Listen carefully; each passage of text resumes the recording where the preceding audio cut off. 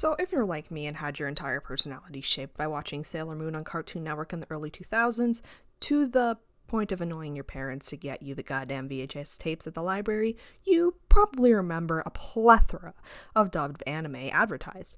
There were a couple, I don't really remember all that much. I'm pretty sure I saw an Inuyasha one, I don't know. But there was one that stuck out to me in particular, mostly because how the trailer was presented, and I almost always saw it if I rented a Sailor Moon VHS tape, and that was Princess 9. Despite me, being very interested in watching it, like incredibly interested in watching it, I never sought it out until a year after I graduated college. Look, man, my only way of watching anime in elementary school was watching dubs on Cartoon Network and VHS tapes / DVDs. Anyways, and, well, I was disappointed to say the least. Now, I'm not much of a big sports anime watcher. Princess 9 and Yuri on Ice are practically the only ones I've ever watched, so I'm not a connoisseur of the genre. You'd really think with me being a baseball fan and enjoying Yuri, I would love the premise of an all-girls baseball team fighting sexism and proving their worth as players. I mean, I would, but I didn't get that here. Instead, I got a very shoehorn forced compet romance that ruined a majority of the story. The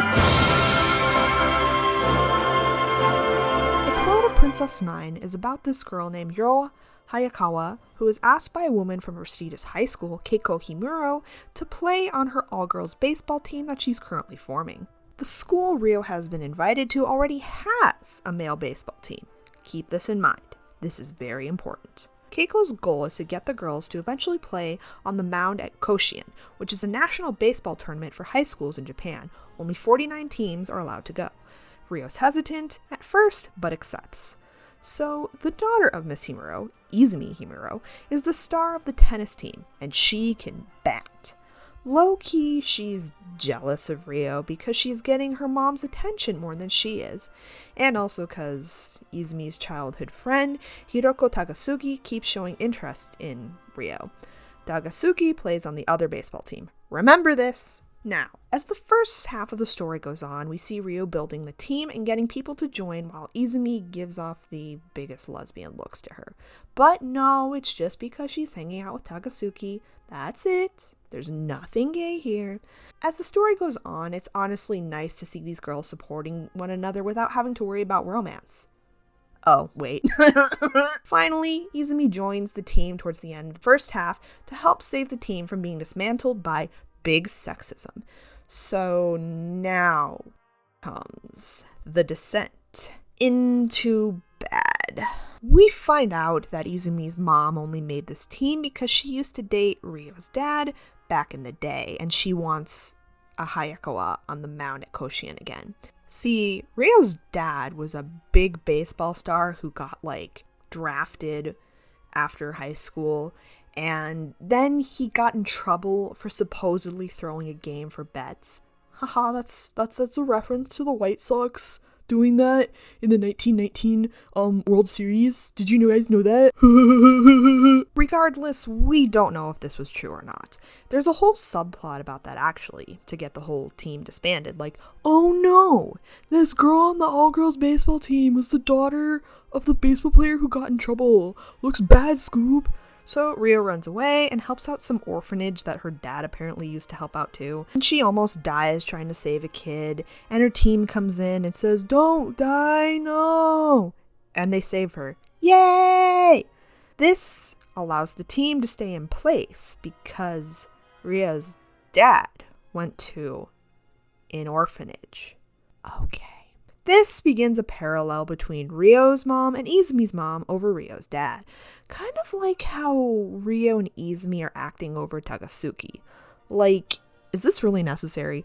It's a neat writing choice, but now we're diverting from the original intent. This leads to Izumi and Rio's relationship getting rocky. Doesn't serve any purpose. I mean, it was rocky before, but you'd think they'd let their friendship go. No. Takasugi later admits his feelings towards Rio and gives her a medal he won in middle school as a token of his love or some shit. Ugh. So before they start playing the qualifying events for Koshien, they go on a retreat as a team. In an actually well-written part of the story, the team focuses on helping out a teammate who was ridiculed in middle school due to her comfort item. They at first don't understand, but come to realize that it's important to her and go all out in their aid. And then, on the other hand, to further cause conflict, Izumi overhears Ryo talking about her crush on Takasuki. So, Izumi threatens Ryo like, Takasuki plays around with other girls sometimes. He'll always come back to me. Girl. She even calls him over it. And he comes over to the retreat thing to see what's going on. I cannot take this anymore. The last eps become incredibly unbearable to watch. At one point, Ryo decides to talk to Takasuki about the whole having a crush on her thing. They agree to go back to the baseball field where they first met.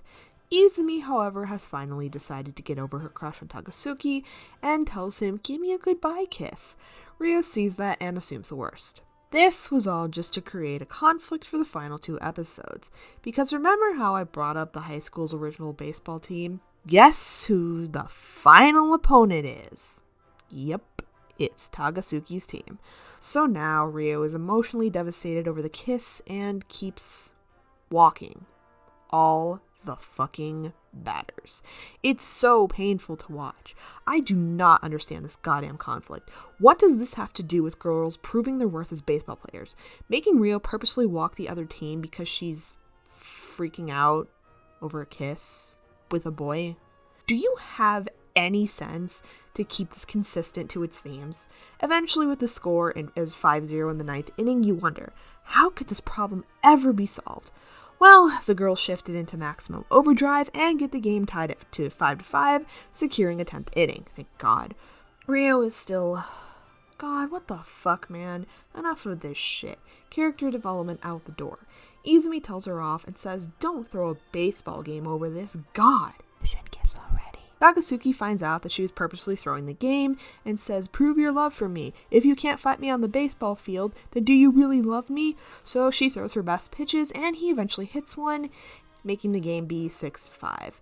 And the girls will not be going to Koshien, but they made a valiant effort. Hooray! Izumi's mom had a goal of getting the team to Koshien in at least 3 years, suggesting that mayhaps the studio wanted to do 2 more seasons. That dream would sadly not come to fruition because the studio started producing hentai and hasn't released an anime since 2006. Also, Princess 9 was up against classic animes in the spring 1998 anime season like Cowboy Bebop, Season 0 of Yu-Gi-Oh!, Trigun, and Cardcaptor Sakura. Damn, I wonder which one was the more popular shoujo. Well, as you can see, anyone who has watched Princess 9 has almost always said, "Yeah, I wanted to like this, but it disappointed me." As I mentioned previously, the romance makes it so unbearable. There was already enough conflict with Izumi thinking she's better than the baseball girls, and now we have to throw in women competing for a man because this is the 1990s, and we're in a shoujo anime. I think since this was an original anime rather than an adaptation like the others, it didn't have a fan base already. It also didn't have the pull that Cowboy Bebop did. Probably to keep it as a marketable shoujo, they had to pull more common trends from the genre of the time, which sadly was doing the shoujo love triangle. Now, usually it was between 2 boys with the main character and a rival female character, so I'm starting to think they thought it would be better character development if they had the rival female stop pursuing the male love interest. Yeah, sure, but the communication here really ruins the story. Like, uh-oh, how can we have the girls have a surefire way to lose? I don't know, have it be a tough match? Is it really that hard? If you're trying to show, hey, the girls can play just as well as the boys, why not let their last match be their toughest match yet? Adding in the stupid romance layer doesn't make it more or less challenging, it makes it unbearable to watch. I wanted to like this series. I really, really did.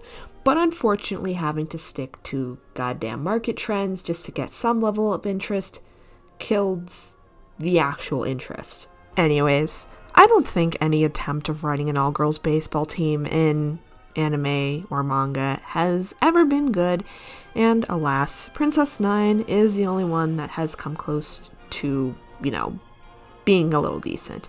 I want Yuri Baseball, man. No, I'm not making it myself. Anyways, I'm thinking of making this a series where I watch old obscure anime and just give you my thoughts on them. Let me know if you'd be interested. Okay, thanks. Bye!